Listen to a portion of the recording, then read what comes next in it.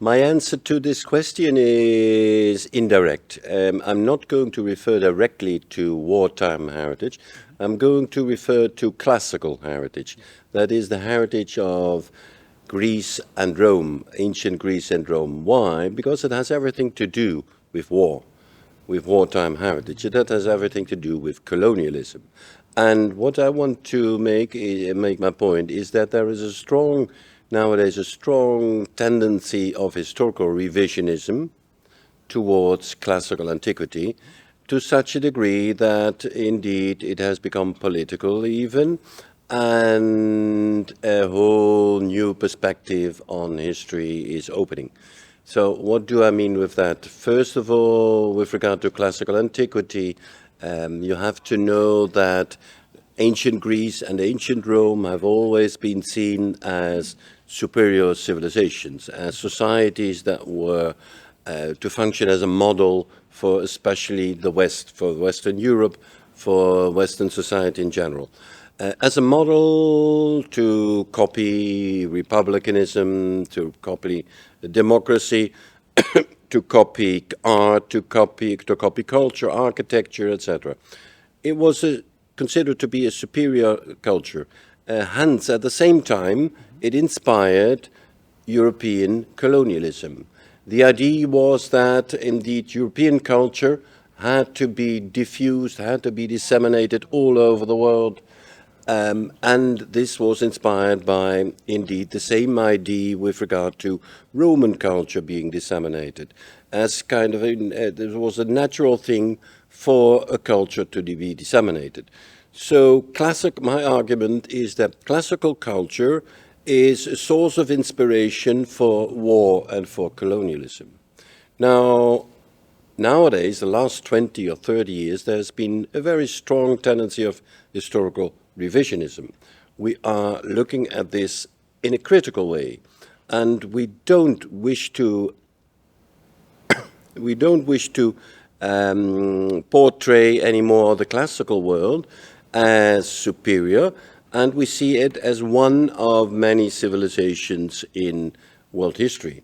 At the same time, we are focusing within the, let's say, Greek and Roman arena on all kinds of groups and all kinds of societies and all kinds of gender classes, etc., that before were not considered, so which were marginalized before. By giving these people, the history of these people, a voice, and then I'm talking about all kinds of tribal societies, all kinds of non-Greek and non-Roman societies, by giving them a voice, we are indeed now recreating history, and I'm part of this historical revisionism. That leads to let's say, also a criticism of modern colonialism and a completely new view on history, which emphasizes multivocality, which emphasizes relativism, historical relativism, and which emphasizes also that local people have a voice, and that we should be critical towards colonialism and try to bring into the picture also the history of the suppressed, the history of the colonized.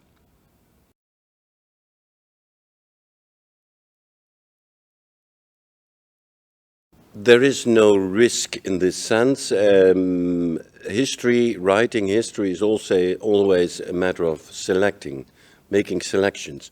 There is no one way, one truth about history. It's always a matter of making selections. So in this particular case, we're making a different selection of history that we consider important. So not the classical Greek and Roman culture, not the classical Greek and Roman art and architecture, but rather many other different manifestations from local groups, local peoples, local, let's say, classes that indeed, again, were not considered before. And so that doesn't mean that we deny the very fact. It is a kind of reinterpretation. that, allows for a different perspective on that history. And a perspective that we, from the modern point of view, I think indeed era heritage is very much present related, that we sustain, that fits better our present day social goals.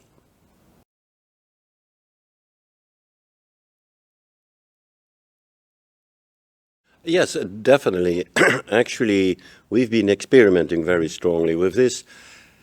That is, with digital techniques allowing for multivocality and, making, for instance, questionnaires, digital questionnaires, map-based, actually, so that people could be engaged in identifying specific heritages on the map and recognize and identify it, and at the same time point out.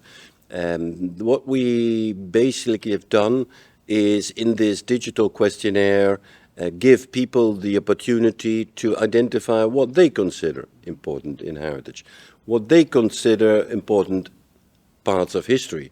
And we found out that indeed, allowing for this multivocality, which was possible because of these digital techniques, we found out that quite often what people think, what citizens think, is completely different from the formal, official heritage definitions.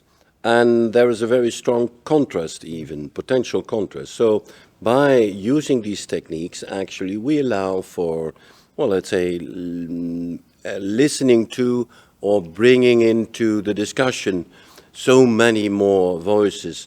And we consider that very important to open up a platform, a digital platform for discussion.